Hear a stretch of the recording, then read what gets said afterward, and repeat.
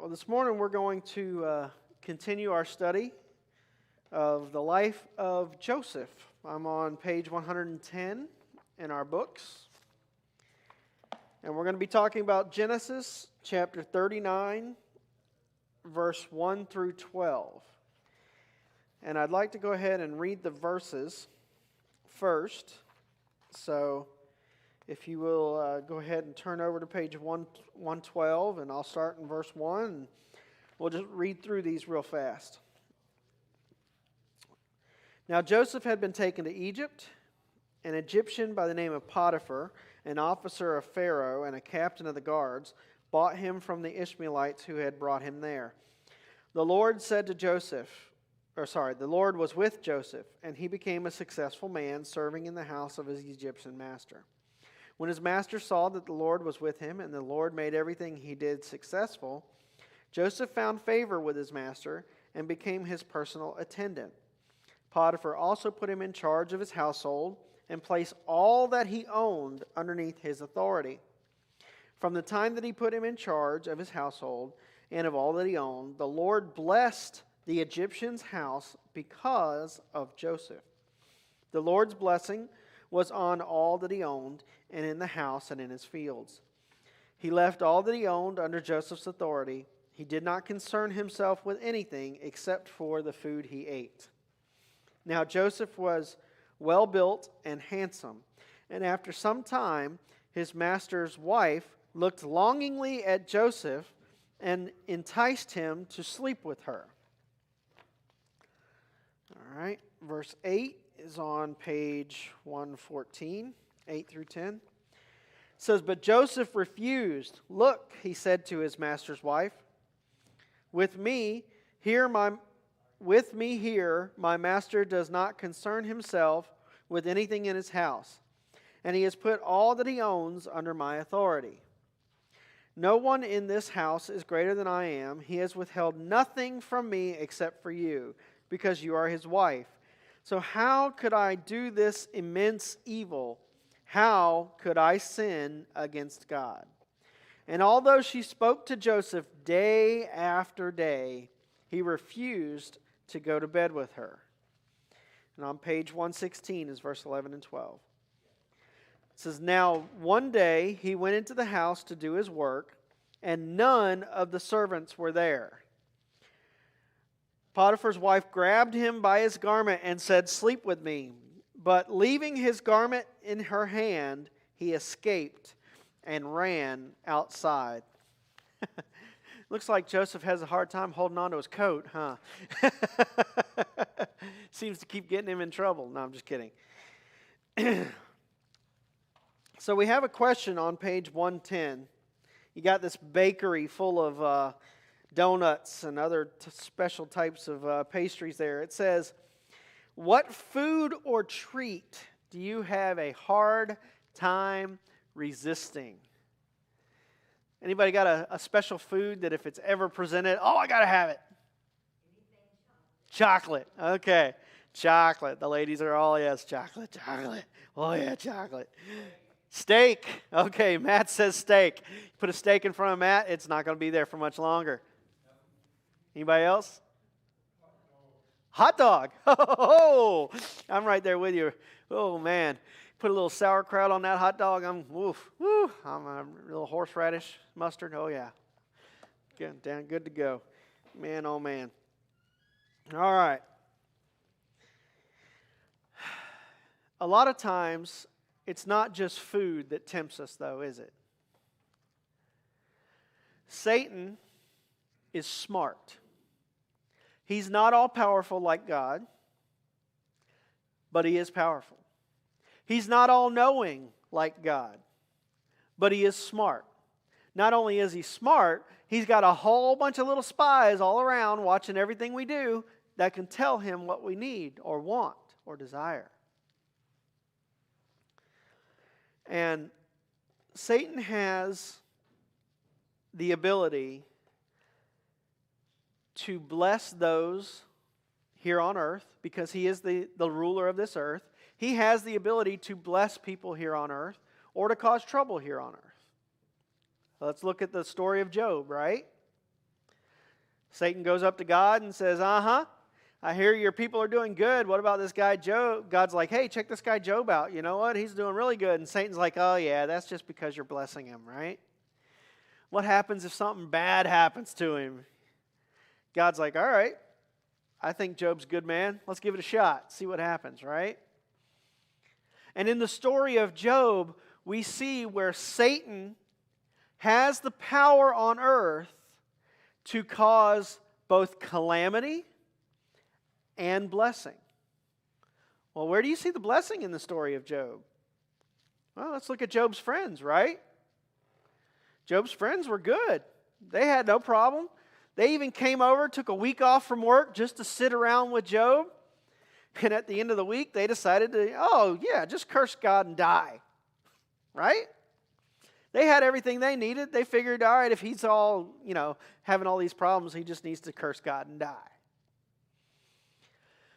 But we also see that Satan can cause issues and stumbling blocks. And then in the book of Proverbs, we read over and over and over again how broad the path is to destruction. How easy it is. Nice, sloping downward, flat, paved road, straight to the gates of hell. And yet narrow and difficult to see and hard to transgress, hard to follow, sometimes is the path of righteousness. Well, let me ask you something. Is it hard to follow because the path is not there? Or is it hard to follow because we just ain't looking? You see, in the book of Psalms, it says that His word is a light unto my feet and a lamp unto my path. My daughter's getting old enough. She's talking about getting a job. Oh my gosh. To actually see my daughter want to do something, it's impressive. Teenagers, you know how that goes. But she's talking about getting a job, and I'm like, okay, well, what are you going to do? I don't know. Well, are you going to work here? No, I don't want to do that. You going to work here? No, I don't want to do that. Well, okay. What do you want to do? So, I think we've kind of settled on she's going to go to work with her mom at Publix and do some stuff at Publix, which is great.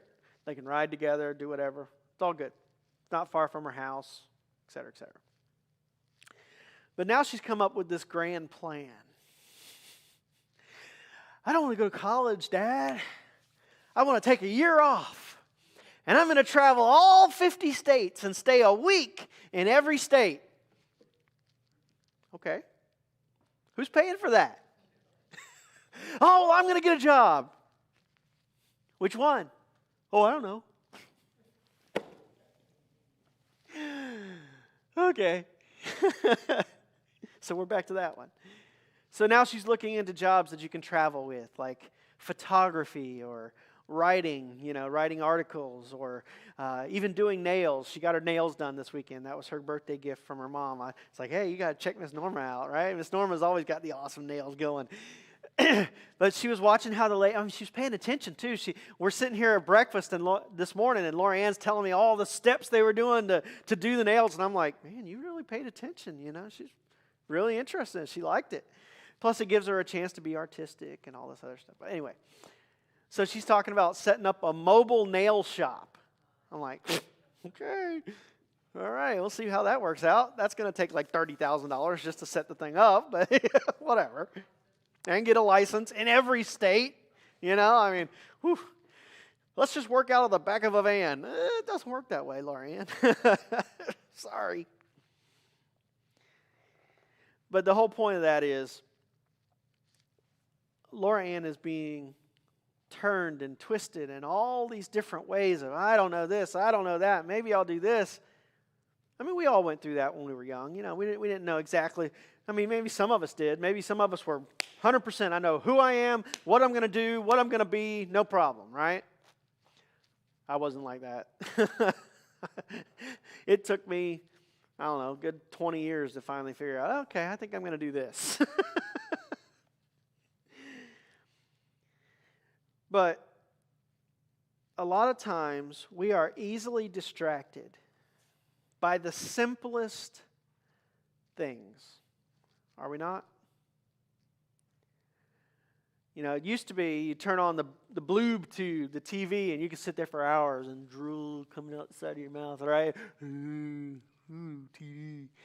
Now it's not even TV. Now you can watch it on your phone. You're like, okay, woo. I'll take it with me. I'm not really going anywhere, but I'm taking it with me, right? I know my son Caleb on his phone all the time. Video game. You know, I have the parental controls on his phone, and it tells me every time he deletes or uploads a new app. I swear that kid must go through 20 different games a week. He'll upload new game. I don't like that one. I'm like, geez. It's insane how easily we are distracted by this little screen, right? I know. What if we didn't have it anymore, right? I mean, you'd actually have to, go outside. Or God forbid, read a book. Oh my goodness, right? But we are so easily distracted. Even as adults, it's so easy to, all right, I've got to get this done. I got to do this. I got to do this. And someone walks in your office. You're like, oh, hey. You look down and 30 minutes is gone, right? Boom, just like that. So easy to get distracted. And Satan understands that about our personality. I can remember when I was a kid watching Saturday morning cartoons. And you know, you got a 30-minute cartoon that's really only 22 minutes long because you got 8 minutes of what? 30-second commercials. The commercial is probably the most insidious advertisement campaign ever thought of because you get all the information in 30 seconds to go, ooh, that looks nice. But they don't tell you anything else about the product, right? Just piques your interest, gets you thinking about it, and here I am, 7 a.m. in the morning, I'm watching, Saturday morning cartoons, something comes on, ooh, I want that for Christmas. Mom, Dad, you got to come get me this, right? Or we as adults, we're sitting there watching our favorite show, and there's an advertisement for Wendy's with their big burger and the chili and it's cold outside. You got, we got chili, we got baked potatoes, loaded potatoes. Come down to Wendy's. Ooh, I'm hungry all of a sudden, right? Thank God they outlawed subliminal messaging. Y'all remember that? The backwards messages on records or the quick flashes of Coca-Cola in the middle of a movie that makes you want to get up in the movie theater to go get a Coca-Cola. Y'all remember that? Thank God they got rid of those. Whew.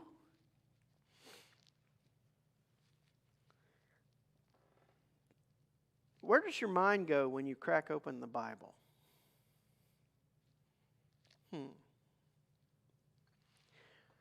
Where does your mind go when you're sitting there trying your hardest to go over the prayer list and pray for those in our church that need it? Oh, did I turn the oven off? Did I need to buy this? Am I supposed to do this for the kids? This is what you're doing right now, right? I started reading C.S. Lewis's Screwtape Letters a couple of weeks ago. And it's really amazing to see just the genius behind C.S. Lewis in this world that he created in these letters. C.S. Lewis is the creator of Narnia and that whole adventure. I mean, he's a smart guy. And he's got a whole bunch, great imagination. But the idea of one demon writing letters to another demon, explaining how he's supposed to be managing his human. Think about that. That Satan has a demon just for you. And that demon's whole job is to keep you away from God. And there's a story in one of the letters where Screwtape was telling the story about one of his people that he was in charge of. And this person used to take their lunch in the in the museum, and he'd sit in the museum and look at all the beautiful works of art and everything. And this guy was a staunch atheist. And one day he was sitting there looking at a specific piece of art, and some interesting thoughts started passing through his head, is how the demon described it. Insidious lies of the God above is the way he puts it. And he said, I could have lost my head. I could have beat back and fought back against those lies and really tried to reason with my human. But instead, I just put a thought in his mind that, maybe I need to go be doing something else instead of sitting here and contemplating this. And so the human gets up, and as soon as he gets him outside, he shows him a motor bus, and he shows him the used to be newspapers, the paper boy waving the newspaper, and all of a sudden the man was back to real life, and all these thoughts of heaven and hell were gone. Because real life intruded.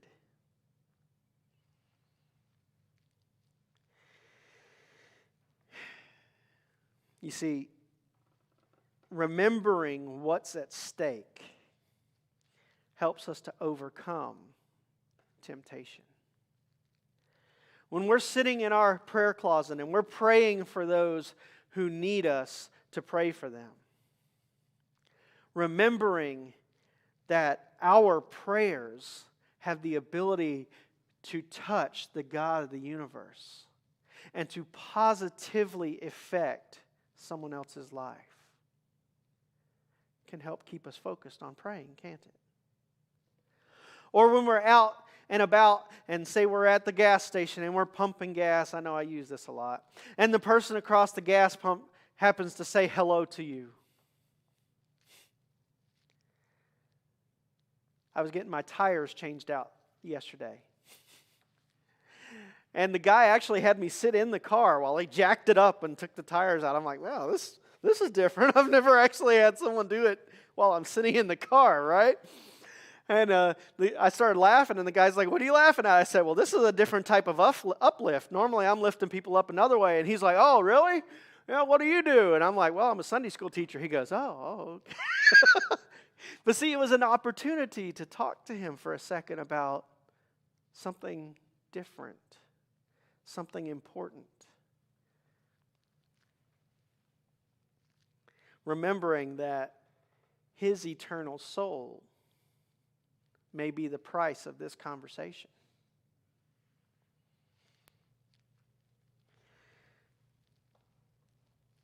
I give Joseph credit. A lot of times, people who are good looking, and they know it, they like to flaunt it, right? Ooh, look at me. I mean, we have an entire profession called modeling for the pretty people, right?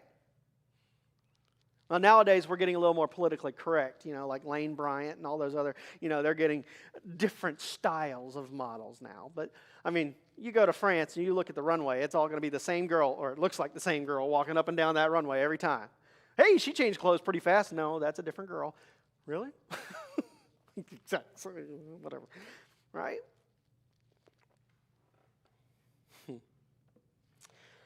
Enticing objects flash before our eyes, and we feel the urge to respond. A second helping of chocolate cake. An ad for something we can't afford. How about, for those of you who actually use a computer, pop-up ads. Woo, look at this. Ooh, look at that. I remember Stephen and Crystal were talking one time about how they were talking about replacing their phones or something like that. And they went on Facebook, and the ad off to the side was for a new phone. Ooh, that's kind of creepy, right? That's weird. We often pull back from temptation as long as someone is looking over our shoulder and says, don't eat that, or you really don't need that. But what we need to remember is there's someone that's always with us. In today's study, Joseph modeled what it means to live with that truth in mind. God is always watching. over your every move. Joseph's aim was to keep himself clean in the midst of a dirty culture. You may not be tempted in the same way that Joseph was. I'll be honest with you, I don't have women chasing after me, man. That ain't happening.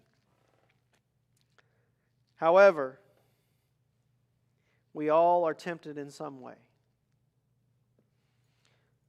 Some people love money and try to find security in it. Others cultivate relationships that could hurt their marriage. Some people envy a colleague who is experiencing great success, or they seek approval of other people more than the approval of God.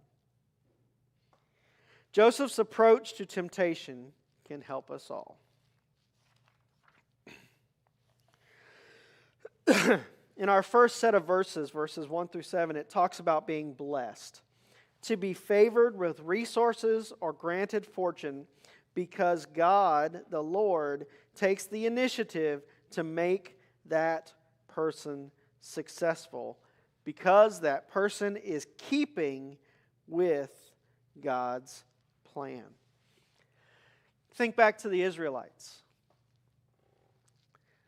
You know, we always think about, oh, yeah, they got the 10 Commandments. They were supposed to follow the 10 Commandments. That was the rule, that was the law, right? No. That was just the first 10. There was 365 commands, one for every day. But one thing that God always did, whether it was the Noahic covenant, the Abrahamic covenant, the new covenant in Jesus Christ, God has always been good in saying, okay, if you follow my covenant, if you follow my commands, if you are obedient, if you trust and obey, here's what you get. However, since you're human, and even Adam and Eve couldn't stay away from that tree for very long, if you don't, here's the consequences. Everybody likes to say, well, God is just so black and white, good and bad, nothing in between. Yeah, that's exactly right.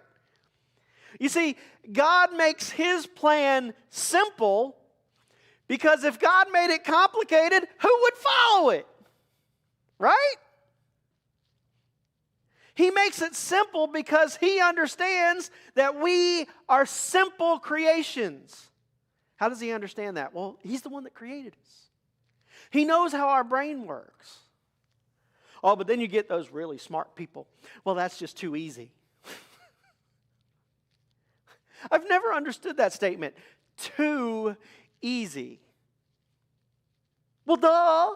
It's easy. It's supposed to be too easy. It's like the plan of salvation. That God sent His Son, lived a sinless life, died the perfect death to pay for our sins, and was raised on the third day to give us the hope of new life. I can say that in 30 seconds, just like that, right? Simple plan. But how many of you would have liked to have been God that started all the way back with Adam and Eve, with all of the prophecies and all the little things and all the people who had to marry for Him to be in the line of David, all the things that had to happen for Him to be born in Bethlehem instead of Nazareth, and all this other stuff, put it all together. You guys ever think about that? It's a simple plan, but it took a lot of planning to get it done. You see, God weaves the tapestry of our life. Everyone who comes in and goes out, everyone who pulls this string or cuts that one, God is a part of everything that's happened in your life up to this point. You look back and go, how did I get here? Right? But God knew where you were the whole time.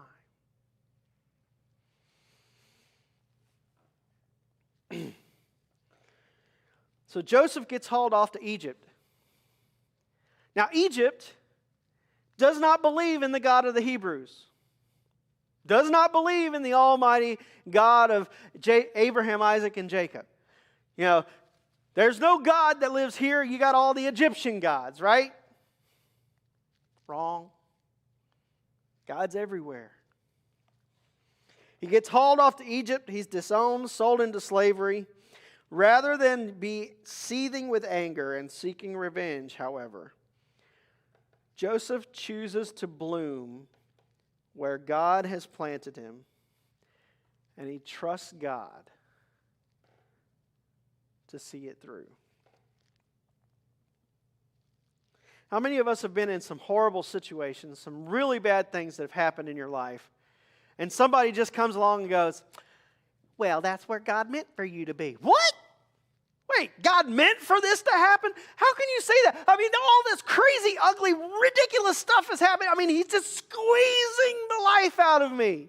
And you're telling me I'm supposed to be here because God put me here? That doesn't help. Now, maybe that person meant to be a help and maybe they didn't. I don't know. But the answer to that question is yes. You're there because God allowed you to be there. The question isn't why God. The question should be what God. What do you want me to learn, God?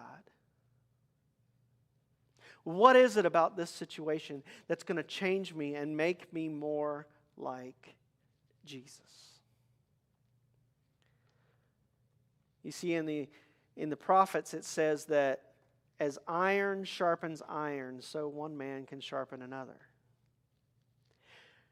It also says that as the silversmith refines through fire, so God refines our hearts. You see, sometimes it takes difficulty, like getting sold into slavery, for some of us to understand that God's still there. In spite of Joseph's circumstances, God was at work in his life.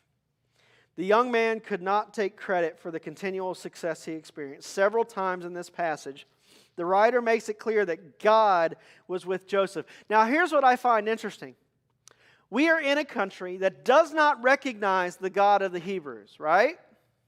Does not recognize Almighty God. And yet it specifically says over and over and over again that God blessed Joseph. God blessed his work. God blessed the house that he was over. And Potiphar recognized it. You see, even the lost can recognize God's hand. Might be a surprise to you, but sometimes I let my kids listen to music that is not Christian oriented. Oh my gosh. Lorianne wanted to listen to, what did you listen to when you were growing up, Dad? So we turned on 90s rock yesterday, believe it or not. 90s rock. Oh my goodness. And here I am listening to some of these old songs thinking, man, I was an idiot, but that's okay. It happens. But I'll tell you what, in at least half of those songs, you hear a mention, even if it's just in passing, of God doing something for the person in the song. In a 90s rock and roll song. Now you tell me the lost can't recognize God when they see it. It says in the book of Romans that God is in all creation. He is in every rock, every tree, everything out there. And a lot of people like to mistranslate that and go, oh, that tree is God. No, that's not what it means. It means the glory of God is exhibited through the existence of that tree. And in Romans it says that man recognizes the glory of God because it is just so amazing. Did you guys know the first scientists were actually Christians? Did you know that? Because they recognized the glory of God in the world He created. And they wanted to understand more. The lost recognize God when they see it. In addition to Joseph's good works, he was also blessed with good looks. Man, I wish I had that. Joseph was well built and handsome. He may have favored his mother because a similar description was given to Rachel in Genesis 29:17. I like that. He may have resembled his mother. Obviously, Jacob wasn't that great a looking man. So why did the Bible writer include such a detail? Excuse me. Man, I'm sneezing. Woo. All right. The answer clearly lies in the pitfalls that accompanies success. Man, all right. That's enough of that. This young man had the hand of God upon him, and he had the looks that caused the crowded room to part like the Red Sea. Yet these very blessings also presented a challenge and a temptation. Whew. At least one temptation came from Potiphar's wife. She had fixed her eyes on Joseph. You know, I look back at this and go, man, I find it very interesting that Potiphar, one of the main rulers, the guards of Egypt, was having marital problems. Even back then, people were having marriage problems. Now, I don't know what Potiphar was or wasn't doing. He wasn't doing something right, that's for sure, if his wife was looking elsewhere, right? That's the general consensus, is that it's the man's fault if the woman looks elsewhere. Not always, but that's the general consensus. So Potiphar's wife fixed her eyes on Joseph. She wanted that younger, newer look. She wanted the new car smell, right?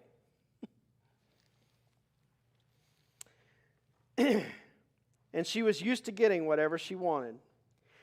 Would Joseph sacrifice his integrity for whatever monetary or pleasure she could offer? This was a moment of decision that would define his life forever. What would you guys have done if presented with the option to get ahead, or to make money, or to just feel good?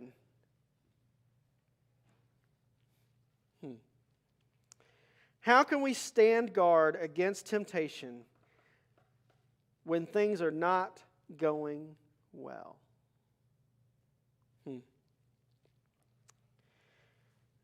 But it says here that Joseph refused. And I love what he says to Potiphar's wife. Look in verse 8. It says, "My master does not concern himself with anything because he's put everything in my hands." I'm in Genesis chapter 39, verses 8 through 10 right now. My master trusts me so much. He's given me everything except for you, wife. How could I do this immense evil? Do you notice he doesn't say evil against Potiphar, does he? He says, how could I sin against God? You see, Joseph had the right perspective. It wasn't, could I get away with it? You know, could we hide this under Potiphar's nose? I mean, I'm the master of his house. He's always gone. I know where he's going. I've got his schedule. I can send him off to the other side of Egypt and we can have a grand old time, right? But see, Joseph understood who he was really accountable to. It wasn't that he would sin against Potiphar. Joseph recognized that it would be a sin against God. I'm going to end with this because a lot of people that I know don't think ahead. Which is kind of funny because I'm in the construction industry and we're paid to think ahead. But unfortunately, a lot of people in the construction industry, they just react to what's happening around them. Let me ask you guys a question. Joseph had made up his mind before Potiphar's wife ever proposed anything to him that he was not going to sin against God. He made up his mind ahead of time. Have you pre-decided what you're going to do when temptation comes? Have you thought ahead? Have you looked at what God could, or not God, because God doesn't tempt, sorry. Have you looked at what Satan could tempt you with? Have you looked ahead in your life and go, I'm a young man, I'm not married, or an old man in this case, and not married. You know, God could bring someone in my life that He wants me to be with, and Satan could mess it up by saying, oh yeah, you guys can live together. That's okay. Everybody in the world lives together nowadays. No big deal. Have you decided already to abstain from premarital sex and wait for the wedding day? If you are married, have you decided to remain true to your spouse no matter what?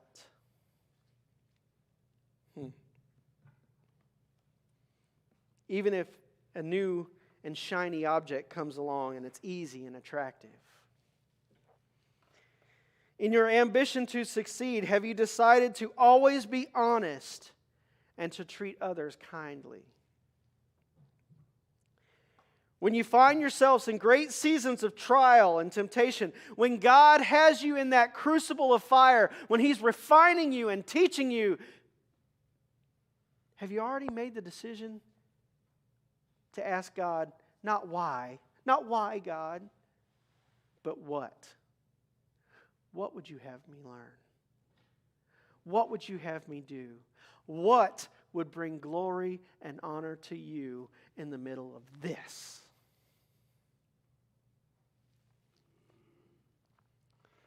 Can you trust God no matter what circumstances may arise?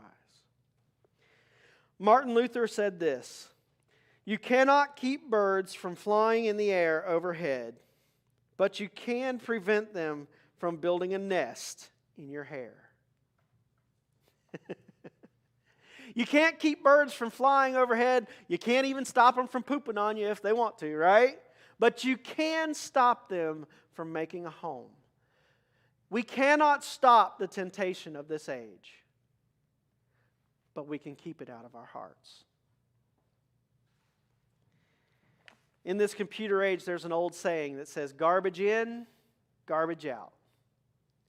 What you allow into your mind, what you read, what you see, who you hang out with, what you're doing, creates who you become. Garbage in, garbage out.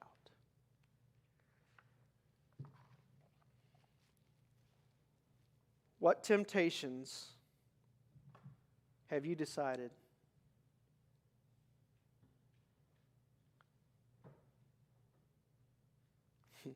What temptations have you decided to let get between you and God?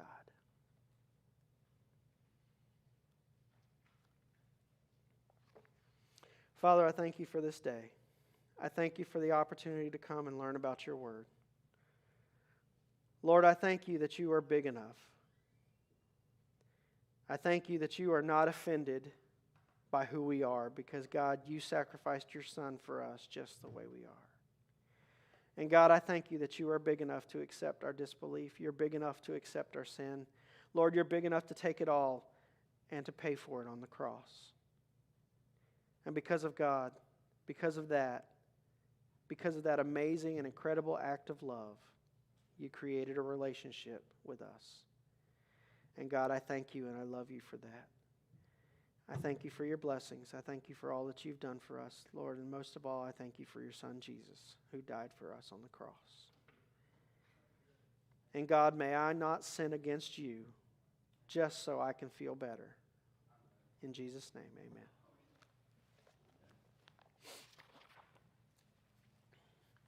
What's up, guys?